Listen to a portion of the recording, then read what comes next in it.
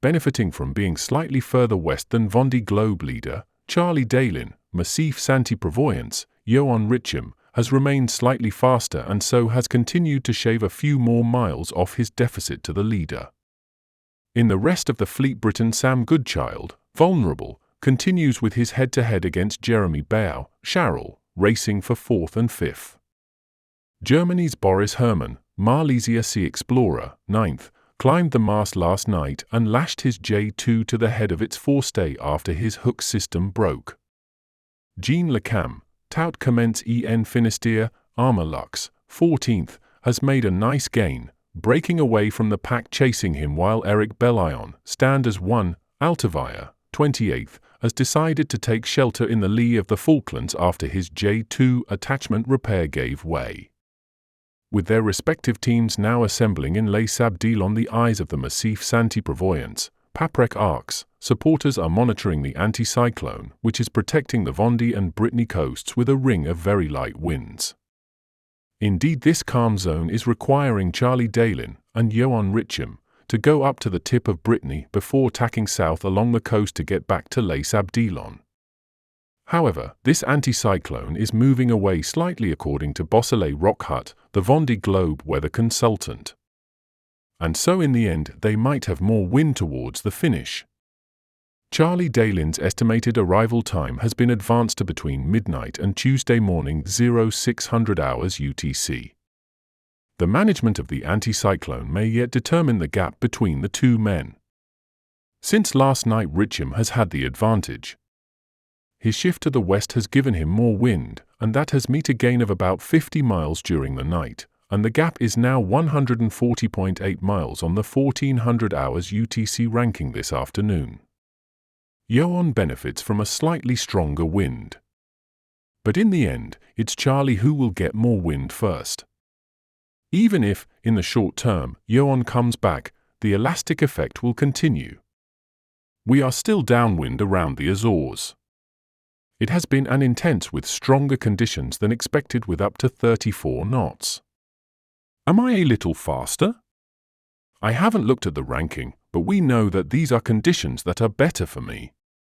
Had I still got my missing sail, J0, the gap would probably be a little smaller. I don't know where there might be opportunities to come back, there might still be a bit of play. I'm paying attention to the boat, I'm always a bit afraid of causing damage.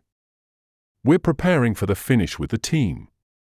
It's crazy to think that it's already the end of the Vondée Globe. If I make it to the end, it'll be great. In third, Sebastian Simon, Group du Broye, might have to watch out for a zone of light wind after the Azores, but there's no weather features lying in wait to trap the Vendee, expected back home between Thursday and Friday. Behind, the chasing group is finally finding stable speeds.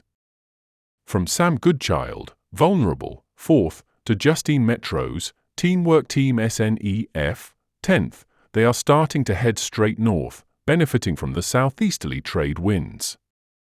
Goodchild has been racing alongside Beyou, but noted, initially when Jérémie came up on the automatic identification system, I was checking every half an hour, but it was just too much and stressing me out.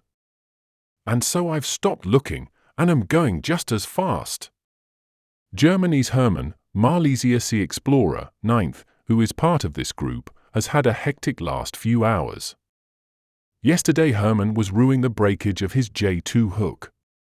He is the only one with such a lock system, which means he can normally lower the sail. But after the hook broke, he had to climb the mast to lash the head of the sail to the stay, a process which took him 3 hours, finishing up in the dark.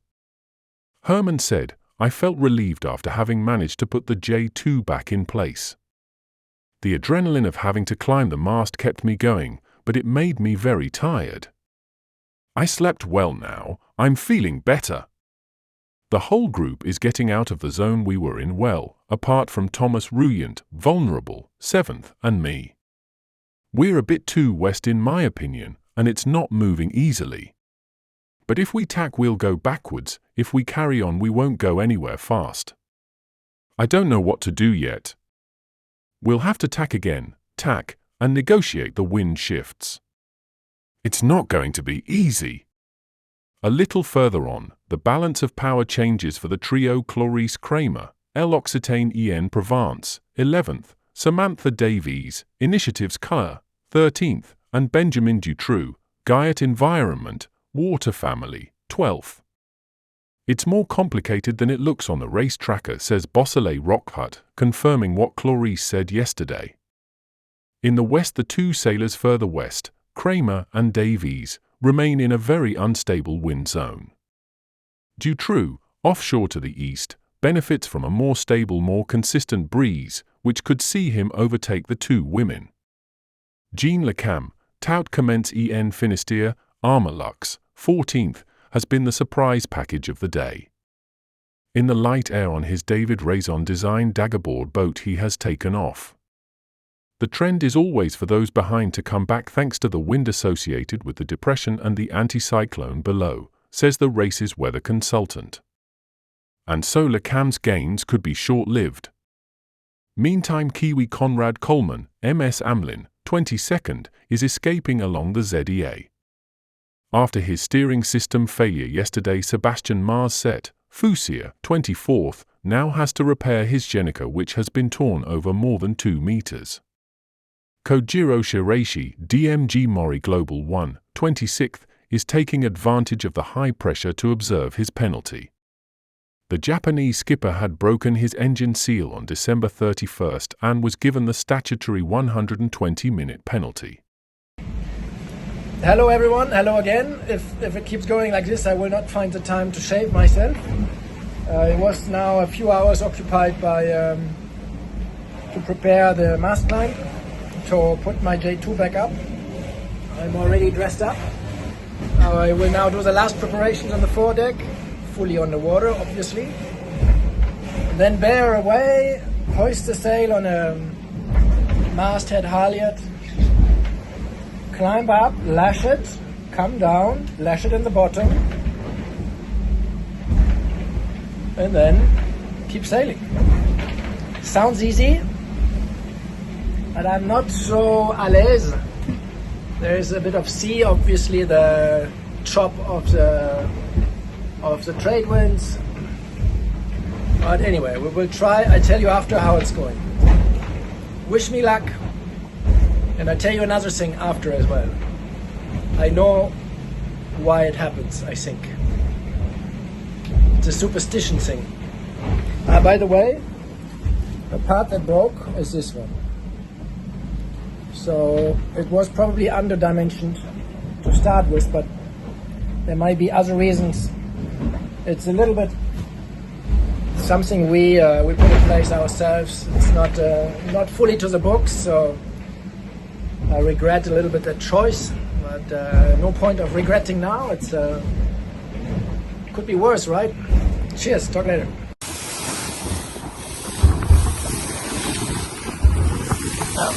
So here's the J0 halyard on a temporary strop.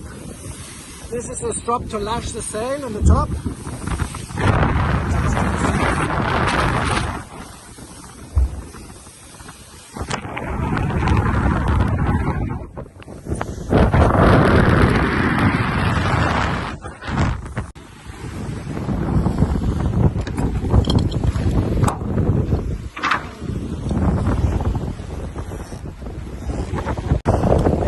Already, you see the moon. I have a nice spotlight. There's a jet. Okay, I better come down. Ah, les amis, je vais avoir le droit chaque année, je crois. Chaque édition. Oh là là, ça veut pas déhooker là-haut. Pourtant tout est clean. Celui-là il est clean. Celui-là je suis monté avec. Et tu vois, celui-là il est clean. Je vois pas pourquoi il déhooke pas. Il n'y a pas de raison. Putain. Ah oui, c'est toujours aussi beau, hein. Et ça fait toujours aussi peur. Je sais pas quoi vous montrer, je veux surtout pas perdre le téléphone. Voilà le bateau. 30 mètres quoi. En vrai, je vais redescendre, mais je sais pas ce qu'il y a. Hein. Alors c'est dedans. Il y a une merde, c'est à l'intérieur du mât. Et là, j'y peux rien. En plus, j'ai touché le vent et tout quoi. Allez.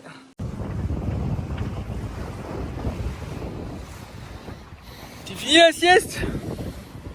Ah mais il n'y a plus de vent. Ah! Ah! Mais non, je dormais pas. Ah, qu'est-ce qu'il est drôle, Alan, en ce moment. Non, Alan, il est pas drôle, là. Non, mais regardez-moi ça, là. Y'a rien. Il y a 3 nœuds de vent, quoi. Voilà, alors là, ça fait partie des trucs où, bah, c'est relou parce que derrière, ils arrivent pleine balle. Et puis voilà, mais ça fait partie du jeu. Donc, on va se battre. Du coup, là, j'ai fait tout aux petits oignons. J'ai mis tous les sacs devant à l'intérieur, là. J'ai tout chargé dans le bateau, là. Tout est devant, tout est nickel. Après, je me suis amusé à rouler tout le lazy pour la prise au vent. Relâcher de la bordure à l'arrière. Bref, voilà, essayer de faire que tous les réglages soient optimum pour le petit temps. Alors, on a peu d'air, hein. Franchement, c'est pas avec ça qu'on va décoller, moi je vous le dis. Par contre, c'est avec ça qu'on va mettre en short. Ça, c'est cool. Oh, mais il y a 3 nœuds 5 de vent. Voilà, donc ça, c'est force de vent, vitesse du bateau, angle de vent, l'apparent, la direction du vent, d'où il vient. Et ça, c'est la vitesse du bateau par rapport à son pourcentage. Voilà, voilà. Donc, plutôt pas mal. Ça, c'est notre cap, là. Stylé. Et ça, c'est la vitesse max, mais c'est pas la bonne. Hein. Il a bugué. Et voilà, donc du coup, bah, on va faire avec. Hein. On va se mettre de la musique. Et puis, on va prendre des barres de céréales pour avoir un peu d'énergie. Un gros plat de pâtes. Puis, on va bosser parce que là, le boulot commence, en fait. Donc, quand c'est la molle, bah, faut bosser. Alors les amis, voilà dans quoi je rentre. Normalement c'est la bulle anticyclonique. Alors c'est une sacrée bande de nuages. Qu'est-ce qu'il y a là-dedans? Là il fait beau. Là il fait pas beau. À plus tard. Bon alors les amis, je comprends que vous en ayez marre de voir des levées et des couchers de soleil. Mais alors celui-là, il vaut son pesant de cacahuètes. Regardez-moi ça. Des couleurs de déglingo quoi.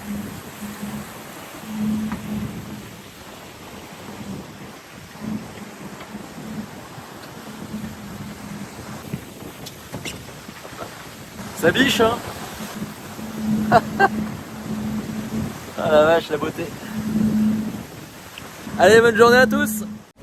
Sur un parcours total de 45 000 km, il reste encore 27 840 km à parcourir pour Sam. Tu tiens le bon bout, Sam, mais la remontée de l'Atlantique est encore longue. Surtout quand on est ralenti par des algues géantes au large du Brésil, dans le courant des Falklands. Que s'est-il passé? Je rentré dans un énorme paquet de kelp. C'est tellement énorme, en fait ça arrête le bateau, il n'avance plus. La première fois c'était bloqué sur le foil. Après j'avais sur la quille. Et pour m'extrapoler de ça, j'ai fait une marche arrière.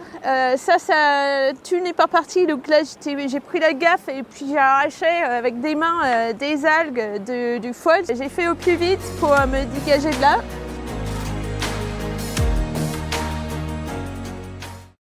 Bonjour à tous. La remontée de l'Atlantique Sud est toujours une partie très compliquée du Vendée Globe où très souvent de grands écarts peuvent se réduire considérablement. Alors si les premiers, notamment Charlie Dalin et Yoann Richomme, ont réussi à passer sans trop de difficultés et vont se partager les 2 premières places avec sans doute un joli suspense jusqu'à l'arrivée en milieu de semaine prochaine, et bien derrière le groupe des favoris poursuivants avec Jérémie Beyou, Nicolas Lunven, Paul Meillat, Justine Métro. Ce groupe-là a des difficultés considérables à traverser cette grande zone au large du Brésil entre les conditions perturbées du sud et les alizés au nord. Ils ont été très très ralentis pendant que Sam et Clarisse, vous voyez, bénéficiaient de conditions assez favorables dans une dépression pour progresser vers le nord, et elles ont un peu de réussite puisque on voit que cette zone va être un petit peu moins pénalisante pour elles.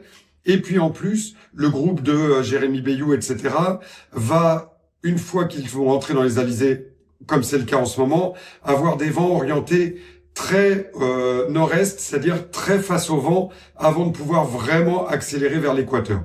Donc c'est une belle opportunité pour Sam de mettre derrière le groupe de Romain Athanasio et Damien Seguin, mais également revenir sur Clarisse Kremer, et n'être pas si loin que ça de Justine Métro. Initiative Coeur est un bateau extrêmement performant, extrêmement rapide, en bon état. Donc voilà, la semaine qui vient est porteuse de plein d'espoir et de plein de promesses. Alors je vous souhaite une bonne semaine et on va suivre ça.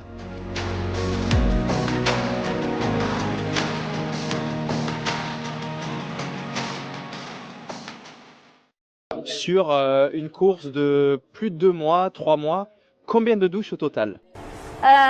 C'est une très bonne question. J'ai pas compté le nombre de douches que je prends. Quand il fait froid, je prends les douches très peu. Je réchauffe de l'eau douce avec le jet boil. Je mets dans le seau avec une éponge. Je me lave comme ça. Et puis, il y avait des moments aussi quand il faisait même trop froid pour faire ça. Et du coup, là, on se lave avec des lingettes pour se laver le corps. Mais on transpire beaucoup moins. Mais oui, c'est l'hygiène un peu minimum dans le sud. Depuis combien de temps tu n'as pas pris une vraie douche? Je t'embrasse, à très bientôt. J'ai pris une douche il y a 24 heures avec mon système de pompe de l'eau de mer. Une bonne douche dans le cockpit. Et j'avoue, c'était le premier vraie douche depuis avant la mer du Sud. Je me suis sentais un petit peu sale. Et du coup, j'ai pris une éponge de vaisselle pour me laver avec parce que je me sentais que j'avais besoin vraiment de bien frotter. Donc, ouais, on fait avec les moyennes du bord, mais il faut pas dire ça à tout le monde.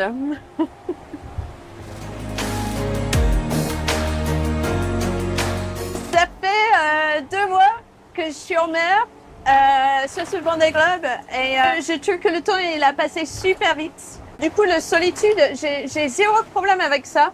J'ai hâte de retrouver mes amis, c'est sûr, et j'ai hâte de retrouver Ruben, mon fils. Mais je suis bien là sur le bateau. Et peut-être dans ce monde, il y a beaucoup de monde autour de nous tout le temps. C'est un petit privilège aussi de passer autant de temps tout seul.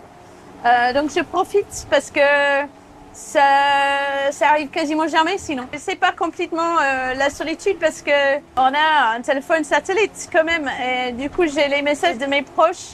Et de ma famille, donc je me sens soutenue par ces messages, donc c'est sympa.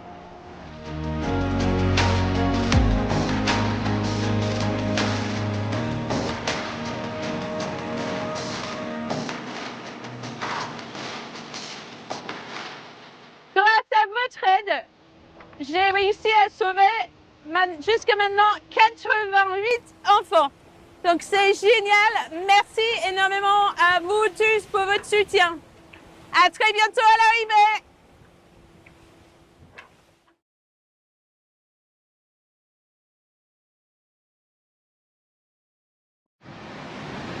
Aujourd'hui la mer est super jolie.